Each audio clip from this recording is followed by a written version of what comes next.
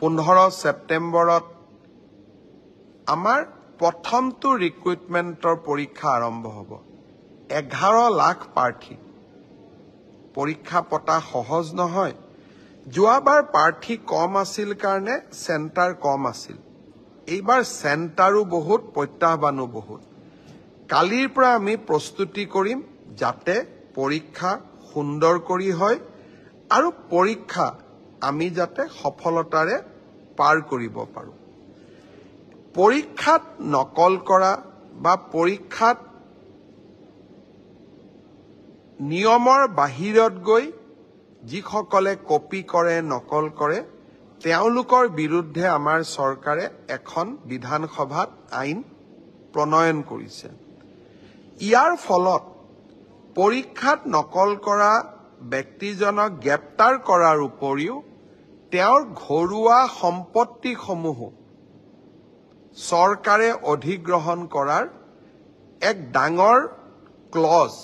এই আইন কেইখনত আছে 2 দিনৰ ভিতৰতে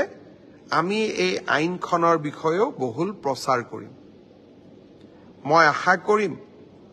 মেধাৰ ভিত্তিত নিযুক্তি বহুতে কয় মোৰ মেৰিট আছে কাৰণে মই চাকৰি পালো বহুত এতিয়া ফেশনো এটা আছে যে আমি বিজেপি কিয় ভোট দিব লাগে আমিতো মেৰিট আছে কাৰণে চাকৰি পালো মই এটাই কথা কম মেৰিট আৰু মেৰিটৰ ভিত্তিত পৰীক্ষা পাতা এই পংকিলতাৰে ভৰা সমাজত ইমান সহজ নহয় এক প্ৰকাৰ অহা কালি পৰহিৰ পৰা আমাৰ অফিচাৰ সকলে ৰাতিয়ে দিনে কাম কৰিব লাগিব যাতে 15 সেপ্টেম্বৰৰ পৰীক্ষা নিকা হয় কিন্তু মুখ্যমন্ত্ৰী বা আন মন্ত্ৰী সকলে যদি বিচাৰে পৰীক্ষা নিকা হ'ব নালাগে মোৰ মানুহে চাকৰি পাওক তেতিয়াহলে সকলো কথা সহজ হতৰ বিপৰীতে গৈ আমি কাম কৰিছো পৰীক্ষা নিকা হওক আমাৰ মানুহে পাওক না পাওক মেধাৰ ভিত্তিত চাকৰি হওক এই সংকল্পক সিদ্ধিলৈ ৰূপান্তৰ কৰা এটা অতি কঠিন কাম 15 সেপ্টেম্বৰত আমি আকৌ এটা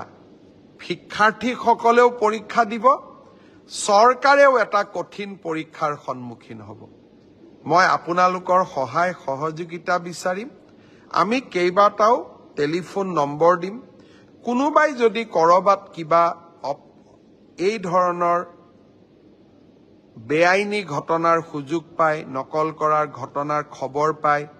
কিবা নকৰিবলগীয়া কাম কৰিব এনেকুৱা আগতীয়া খবৰ পায় আপোনালোকে যাতে আমাক জনাব পাৰে 15 সেপ্টেম্বৰৰ পৰীক্ষাটো চৰকাৰে নহয়